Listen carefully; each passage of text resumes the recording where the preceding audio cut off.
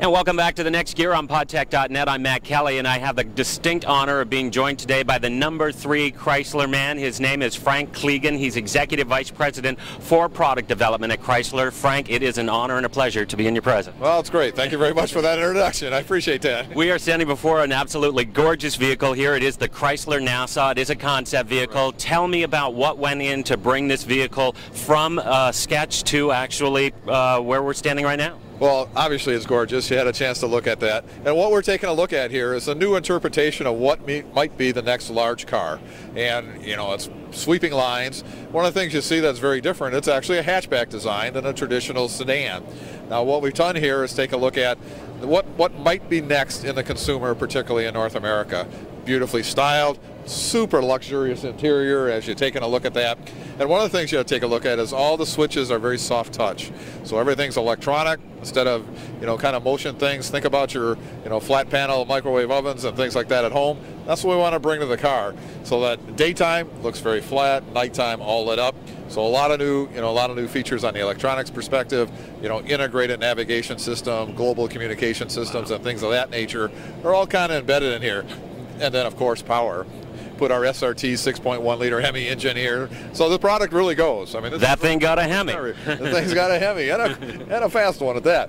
When we do a concept car, there's also they'll start to stretch the imagination of the public and start getting some feedback. So, is the customer interested in a hatchback design? Would they look at a luxury sedan like this and this point, you know, this kind of price point, if you will, 4 seats, very luxurious interior, new electronic gadgetry? What's the reaction? That's really what we try to do with some of these concept cars. We don't necessarily say, this is the next one, but, you know, we go get people interested, media, you know, experts, regular folks, and say, give us your thoughts. What has the feedback been to this vehicle? What are you hearing that's exciting people about this vehicle? Well, first, I love the exterior. I mean, it's a stretch to anything you see on the marketplace today. Kind of when we first started out with the Chrysler 300, very different, and it's a kind of a design that lives on. And look at how that vehicle, in fact, just electrified the marketplace. Exactly right. So now, what's the next generation? What's the next reach?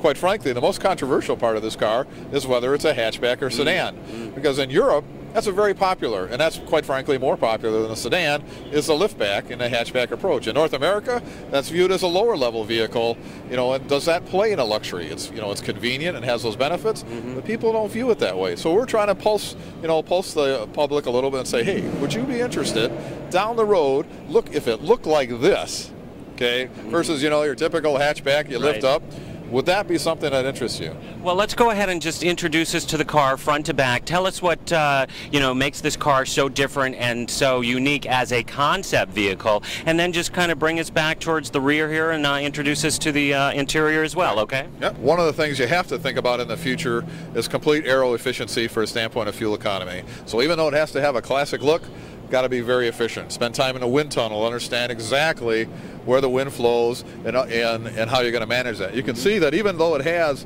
huge wheels and tires, fabulous looking. And those tires, they look, they have an aerospace reminiscence to them, if you will. Well, these are obviously very special cut tires for this particular model, 22-inch wheels and tires. But you can see they're relatively flat to the body. Again, from the standpoint of airflow, you want great looks, but you want the air to flow right by the vehicle and stuff. That's, you know, both for efficiency and wind noise. If you don't create a bunch of turbulence as you're driving down the road, those are things that makes the vehicle significantly more quiet. Right, and as we move into the interior of the vehicle, give us a little description about what a consumer might find in there. Well, completely different idea. Certainly the tradition of a very flowing kind of instrument panel into the doors and all the way into the rear seat of the vehicle. A console that's very personalized going down to the center of the vehicle so that each individual occupant has control, whether it's the HVAC control systems or electronic systems, audio, video, and things like that. The nature is kind of a very personalized cockpit, but in 4 different places. And then you look at, a very different approach to electronic displays. Yes, the traditional gauges in front of the driver, but all this other information that's available, now that you have, full GPS navigation systems, and just think about rest of the information that's going to come via internet and other things that you could display in the center of the vehicle. It really becomes a multimedia center, not just a cockpit interior. Well, infotainment is like the biggest thing right now in vehicles, whether it's we bring it in from the outside, or the customer brings it in themselves with their, the portable MP3 players, right, or next level of whatever DVD video is going to be from the perspective of small size. It's about personal customization. It's about personal use. That's what this is all about. You look at here, you can take a shot here, and you see the open roof panels. Right. Again, it's all about create that open environment, yet very personalized for each individual. What I like here too is that the concept and the styling continues all the way to the rear-facing fascia of the vehicle as well. It's got a very distinctive back end. Yeah. Well, this time, and a lot of times you see a lot of vehicles. You go, "Wow, this is fantastic," but why did they stop here? Exactly. And because a lot of times it's tough to figure out where that back end wants to be that's distinctively different versus that just ends. And I think the design office this time did a fantastic job of coming up with an integrated backlight that's completely different. Cool, really cool taillights that are all lit up that look very different. It is a concept vehicle, and we have this love-hate relationship with concept vehicles. They show us what is possible, yet sometimes they never really quite come to reality. It's almost like a tease. What is the percentage of possibility that this vehicle will come into production, or that elements of this vehicle we will see on future Chrysler production vehicles? I think we always try to show elements that have the realm of possibility, okay? From the perspective of, the individualization and things like that, and those elements I think you're going to see. The overall concept of what it looks, maybe, but, as I said, the back end of it and how the hatchback versus the sedan works, that's a big debate right now. So I don't know which way that's going to go. And you talked about the vehicle having a Hemi. On the next gear, we're very focused about alternative fuels. Let's talk about what Chrysler is doing in the alternative fuel space. You actually have quite a bit of news going on that the public may not be aware of. Yeah, that's a very big area of interest for us. We're very, very strong proponents of, first of all, ethanol and the use of E85 fuel. We've produced over 1.5 million vehicles already that are capable of running of E85, about 500,000 more next year. And we introduced a new truck this morning that's running on E85 as well, the capability of that. We'd like to see an expansion of availability of that fuel so more consumers can use that. But that's just one element.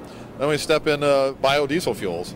Another important place where we as a company have invested money in the generation with a partnership of generating the biodiesel element. You're actually involved in some public transportation initiatives as well with alternative fuels. Give us an overview of what Chrysler is doing in that space. Yeah, well, as a whole company of Daimler Chrysler on the Mercedes size and our commercial vehicle size, we have transit buses that are hybrids. Diesel hybrids, as a matter of fact, we're very big in that business. We have active fuel cell programs going on with the most vehicles of fuel cells on the road, both in a commercial application primarily, and then in some government applications. So very big business. And then also we have a big program going, what we call plug-in hybrids, which is done with the Sprinter. So a plug-in hybrid is a combination of an onboard engine, okay, and then a electrically charged, like overnight electronic motor system, battery system. So we have some fleets going on with FedEx, with Sprinters that are plug-in hybrids. So what we're trying to do is understand all the opportunities to us, and get some real field experience. It's one thing to do it in our R&D labs. It's another thing to get some customer experience, get some field experience. We have to do these things. We have to look for the additional alternatives, because I don't think there's one particular answer. There's not going to be, well, it's all hybrids today, it's all diesels tomorrow, it's all fuel cells. Those are things that are a ways away, have potential, but you got to have infrastructure and things for that as well. Well, wrap it up for me in a sense, in terms of the Nassau, Chrysler's attention to design and styling, and also factor in the alternative fuel space and what consumers can expect to see on a mass production scale from Chrysler in the months and years ahead. Well, you're going to see on the flexible fuel side, continued more growth in that area, more growth on alternate fuels, whether it's biodiesel or hybrid combinations of fuel cells. And then I think again, one of the trademarks of Chrysler is coming out with really, really fantastic styles, integrate customer ideas, and then blow them away with things like this of the Nassau. So it's a beautiful vehicle. Really, my compliments to you on the design of it and the launch of the concept vehicle. And we'll look forward to hearing more from Chrysler in the alternative fuel space. It's Frank Clegan. He is Executive Vice President of Product Development for Chrysler, and it's a pleasure having him on the podcast. For the next year, I'm Matt Kelly on PodTech.net.